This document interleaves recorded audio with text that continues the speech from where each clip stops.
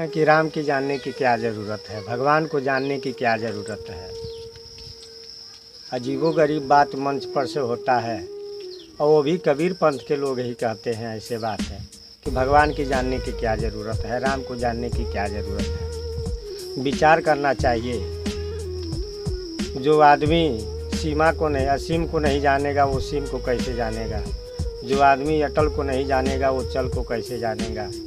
जो अखंड को नहीं जानेगा वो खंड को कैसे पहचानेगा। जो आदमी जड़ को चेतन को नहीं जानेगा वो जड़ को कैसे जानेगा।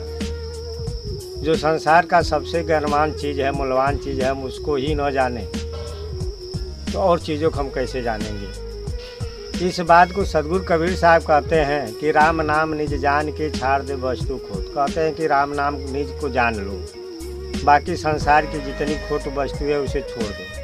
अब हम राम नाम निज को जब नहीं जान पाएंगे तो वस्तु खोती है कैसे हम जान पाएंगे। पुरुष कौन है, प्रकृति क्या है, जड़ क्या है, चेतन क्या है। तो जब तक हम चेतन को नहीं जानेंगे तो जड़ को कैसे जानेंगे। जब हम एक दूसरे को, अपने को उस चेतन के तरफ नहीं ले जाएंगे तो हम इस अचेतन को कैसे छोड़ेंगे। लेकिन ये दुर्भाग्य है कि समाज में ऐसे लोग भटकाते हैं कि राम को जानने की क्या जरूरत है। कबीर साहब कहते हैं राम नाम निज जान के छाड़ दे वस्तु को। वो कहते हैं जो संसार में खोटी वस्तु उसको छोड़ दो, राम नाम निज को जान। बीजक में कहते हैं कि राम नाम निज जाने बिना भवबूढ़ मुआ संसार। कहते हैं राम नाम को जाने बिना संसार के लोग भवसागर में बूढ़ गए। अब बताओ, जब इस बात को हम कहें कि राम को जानने की क्या ज़रूरत है। अगर आदमी भगवान को नहीं जानेगा तो भक्ति कैसे करेगा। कोई राष्ट्र सेवा कैसे की जाती है, राष्ट्र भक्ति क्या होती है, इस बात को नहीं जानेगा तो राष्ट्र भक्त कैसे होगा। हम अपने माता पिता को महत्व नहीं जानेंगे तो माता पिता को सेवा करें कैसे। चलो हम भगवान को न जाने लेकिन हम अपने आप को तो जानें। जब तक हम अपने आप को न जानेंगे कि मैं कौन हूँ, मेरा रूप क्या है, तो हम फिर अपने आप को कैसे संभालेंगे। आदमी अगर हीरा का महत्व नहीं बुझेगा, हीरा का कदर नहीं बुझेगा तो उसका जतन कैसे करेगा। सदगुरु कबीर साहब कहते हैं कि रतन का जतन कर माटी का सिंगार, आया कबीरा फिर गया झूठा सब संसार। कहते हैं कि रतन जो है इस शरीर में उसका जतन कर। अब हम कैसे जतन करेंगे जब उसका कीमत ही नहीं बुझेंगे। अपने आप को ही जान लेना, भगवान को जान लेना है। और वो भगवान, वो परमात्मा सबके हृदय में है, सबके घट में है। ये बात से कोई ग्रंथ वंचित नहीं है। जो गोस्वामी तुलसीदास जी भगवान राम दशरथ पुत्र राम की महिमा करते हैं वो भी कहते हैं कि वो राम, वो भगवान हृदय के अंदर है, घट में है। हनुमान जी अपना जब बात आती है तो सीना फाड़ कर हृदय में ही दिखाते हैं। और उसी बात को कबीर साहब भी कहते हैं कि हृदय बसे ते ही राम न जाना। फिर भी हम कहते हैं राम के जानने की क्या ज़रूरत है। कबीर साहब कहते हैं हृदय बसे ते ही राम न जाना, और हम कहते हैं राम को जानने की क्या ज़रूरत है। गोस्वामी जी रामचरितमानस में ही लिखते हैं कि राम न सकही नाम गुण गाई। वो कहते हैं कि राम जो है वो भी नाम का गुण नहीं गा पाया।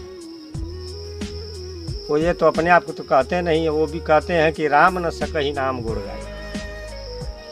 लेकिन हम कहते हैं कि राम की जानने की क्या ज़रूरत है। भाई राम को मत जानो लेकिन अपने आप को तो जानो। अगर अपने आप से आप वंचित रहेंगे, वैसे तो कुछ मिशन पंथ वाले बात कहते हैं कि आत्मा ही अविनाशी है, आत्मा अविनाशी है ही नहीं है। तो जब आत्मा अविनाशी नहीं है तो भक्ति करने की क्या ज़रूरत है। कहते हैं कि आत्मा यही पैदा हुआ यही समाप्त हो जाएगा, इसका पूर्व जन्म होता ही नहीं है। जब पूर्व जन्म होता ही नहीं है तो इसका कर्म फल भी नहीं होगा, तो कर्म सुधारने की आवश्यकता क्या है। लेकिन संसार के बहुत से ग्रंथ, बहुत से महापुरुष इस बात को मानते हैं कि आत्मा अविनाशी है, इसका पूर्व जन्म होता है, इसका विनाश नहीं होता है। तो हमें आत्मा को, अपने आप को जान ले तो यही भगवान को जान लेना है। लेकिन हमें कहते हैं कि भगवान के जानने की क्या ज़रूरत है। तो इस बात पर विचार हम सभी लोगों को करना चाहिए कि अपने आप को आदमी जान ले तो ये संसार के भगवान को ही जान लिया।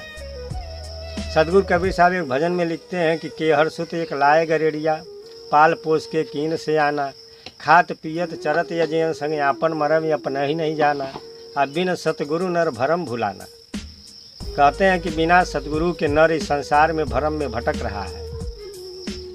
क्योंकि कहते हैं कि केहर सुत एक लाए गरेड़िया, कहते हैं कि एक गरेड़िया एक बाघ का बच्चा लाया। केहर सुत एक लाए गरेड़िया, पाल पोस के कीन से आना, पाल पोस के बड़ा किया, खात पियत चरत यजन संग आपन मरम अपन ही नहीं जाना। कहते हैं कि आदमी अपना मरम नहीं जान पाया, क्योंकि वो भेड़ में ही वो बाघ का बच्चा चढ़ता रहा। अब उसे मालूम नहीं कि हम भेड़ हैं कि शेर हैं। अब वो तो भेड़ियों में चलता है, भेड़ियों के भांति रहता है। तो कुछ मृगपति जंगल से आए, ता ही देखी वो बहुत देर आना। कहते हैं कि जंगल से कुछ शेर आए, हिरन आए, बाघ आए। अब उन्हें देखकर वो बहुत डराया, कान पकड़ ताने समझाए। लेकिन वो जंगल के जानवर हाथी बाघ उसको समझाए कि भाई तू समझ ले, तू भेड़ नहीं है, तू शेर है। आपन रूप देख मुस्काना। तब वो अपने आप को समझा कि अरे मैं तो शेर हूँ, इन भेड़ के बीचे में मैं चल रहा हूँ। अब वो देखकर बहुत खुश हुआ, आनंद हुआ। यही अपने आप को जानना है और यही भगवान का भी जानना है।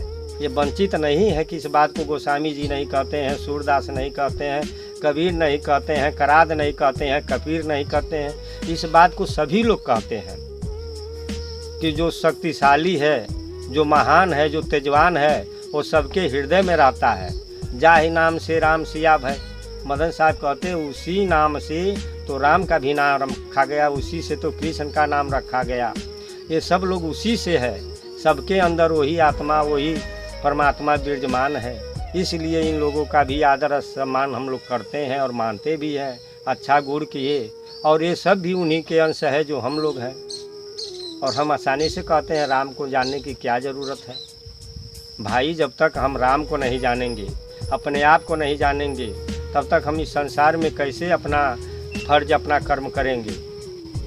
जब आदमी अपने आप को जानता है तभी वो संसार के कर्मों को समझ पाता है।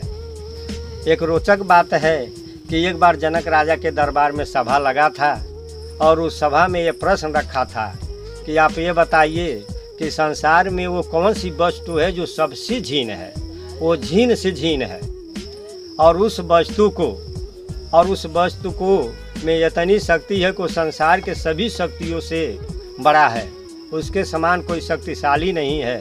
वो कौन सी चीज़ है? अब उस राजा जनक के दरबार में इस बात को कोई नहीं बता पाता था। तब तक याज्ञवल्क्य पहुँचे और उस पर हजारों गाय इनाम रखी थी कि जो व्यक्ति इस बात को बताएगा कि संसार में वो कौन सी चीज़ है जो सबसे झीन है, सबसे छोटा है, लेकिन है सबसे शक्तिशाली। अब यही प्रश्न रखा गया था। अब याज्ञवल्क्य पहुँचे, इस प्रश्न को पढ़े, समझे और अपने चेलों से कहे कि एक काम करो कि तुम लोग गाय ले चलो, क्योंकि हमें गाय की आवश्यकता है और हम लोग को दूध की ज़रूरत है। तो जब गाय लेकर चलने लगे तब तक एक ब्राह्मण उठ के गए और याज्ञवल्क्य से कहे कि महाराज ये कैसी ठकुराई है, कैसी ये ढिठाई है, आप बिना प्रश्न के उत्तर दिए गाय लेकर चल दिए। याज्ञवल्क्य उस ब्राह्मण को, उस विद्वान को एक किनारे ले गए। याज्ञवल्क्य बहुत चतुर महापुरुष और ऋषि थे, विद्वान थे। उन्होंने कहा कि देखो, ऐसी बात सभा में नहीं पूछी जाती है, इस बात को समझने के लिए समय लगता है, ये सब बात अकेले में होती है। क्यों कि अगर मैं कोई बात कहूँगा तो आपको शंका फंस जाएगा, लेकिन ये मान लो कि जिसे तुम परमात्मा कहते हो या आत्मा कहते हो, वही सबसे शक्तिशाली है और वही सबसे झीन भी है, क्योंकि वो हाथी में भी है और चूटी में भी है, इसलिए वो झीन भी है। और इस बात को कबीर साहब भी कहते हैं कि पानी पातर धुआं से झीन, तासे दोस्ती कबीर ने की। वो कहते हैं कि पानी से पतला भी है और धुआं से झीन भी है, उस शक्ति से मैं प्रेम करता हूँ, उससे मैं दोस्ती करता हूँ। तो विचार कीजिए। और आप कहते हैं कि उसको जानने की ज़रूरत क्या है? जिसको वेद ने गाया, उपनिषद ने गाया, सारे ग्रंथों ने गाया, जो शक्तिशाली है, जो असीम है, हम उसे आसानी से कहते हैं कि उसकी जानने की क्या ज़रूरत है। तो जब तक हम उसे नहीं जानेंगे तब तक हम संसार को कैसे जान पाएंगे। इसलिए इस बात पर विचार करना चाहिए। सदगुरु कबीर साहब कहते हैं, जाको मुनिवर तप करे, वेद ठके गुण गाय, सोई हम सिखाए पर ना कोई ना पतियाए। तो इस बात को विचार करना चाहिए कि वही वास्तव में शक्तिमान है, और हम उस बात को जब तक नहीं जानेंगे तो हम क्या जानेंगे संसार को, कैसे हम भक्ति भजन करेंगे। तो हम उसे अपने आप को जान ले, अपने आप को समझ ले, यही सबसे बड़ी चीज़ होती है। आइए हम इसी के साथ हैं अब अपनी बारी को समाप्त करेंगे, और भी बात हम अगले वीडियो में बताएंगे और वास्तव में रोचक बताएंगे। आइए हम इसी के साथ समाप्त करते हैं।